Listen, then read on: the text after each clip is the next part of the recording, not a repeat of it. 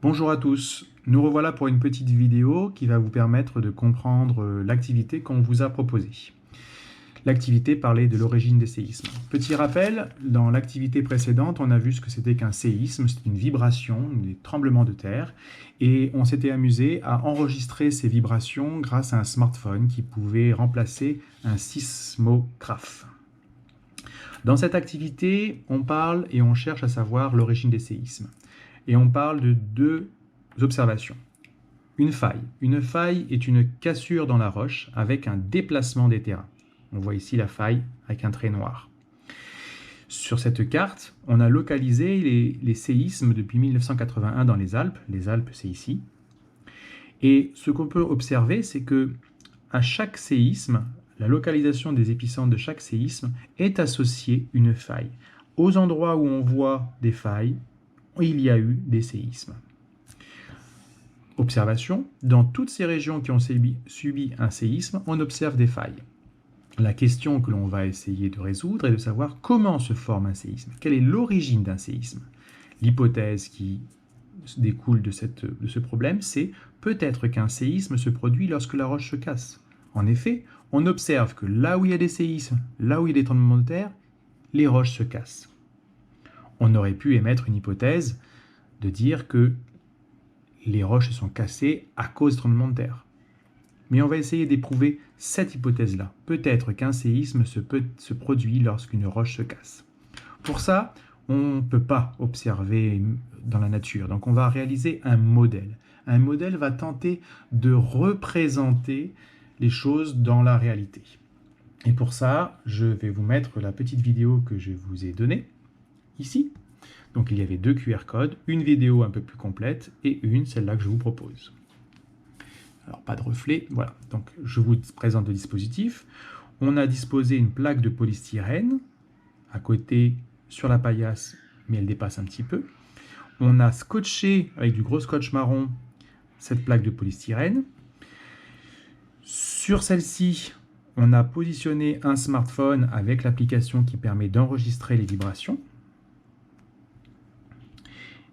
Et on a aussi scotché ce smartphone car on a vu qu'il fallait absolument qu'il soit solidaire du sol, du socle, pour qu'il puisse enregistrer les vibrations.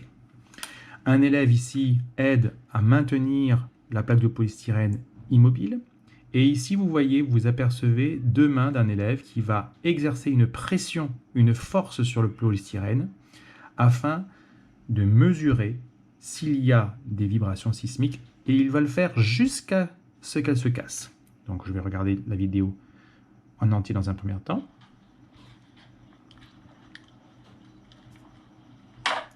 Ah. Qu'est-ce qui se passe? Lorsque l'élève plie le polystyrène, il exerce une force, le polystyrène se déforme, mais vous voyez ici que le smartphone n'enregistre aucune vibration. Aucune vibration. Mais juste au moment où la plaque de polystyrène se casse, ou même juste un petit peu après, mais ça va tellement vite qu'on a l'impression que c'est simultané, on voit dans les trois directions que le smartphone a enregistré des vibrations. Dans ce modèle, pour répondre au tableau, nous avons la lame de polystyrène qui correspond dans la réalité à la roche, le smartphone, le sismomètre, et la pression de la main correspond à la force qui s'exerce dans les roches. Dans la deuxième page, on pouvait répondre donc à la question grâce à notre observation. Lorsque le smartphone se déforme, qu'est-ce que je dis? Lorsque la plaque de polystyrène, il faut suivre, se déforme, le smartphone n'enregistre rien. Question 4. Qu'est-ce que le smartphone enregistre lorsque la plaque de polystyrène se casse? Eh bien, regardez. Lorsque la plaque de polystyrène se casse, le smartphone enregistre des vibrations. On peut donc dire que l'hypothèse est validée. Je vous rappelle qu'on avait émis l'hypothèse qu'un séisme se produit lorsqu'une roche se casse. Et donc, dans les paysages, lorsqu'on voit une roche cassée, la roche ne s'est pas cassée parce qu'il y a eu des vibrations, mais elle est à l'origine des séismes. L'hypothèse est validée, un séisme, des vibrations, je vais mettre un S même, se forme ENT lorsque la roche, ici dans mon modèle le polystyrène, se casse. Et il fallait donc, ici vous aviez une aide, tout était écrit et expliqué avec plusieurs petites animations. Ici, vous avez donc 3 schémas décomposés dans le temps.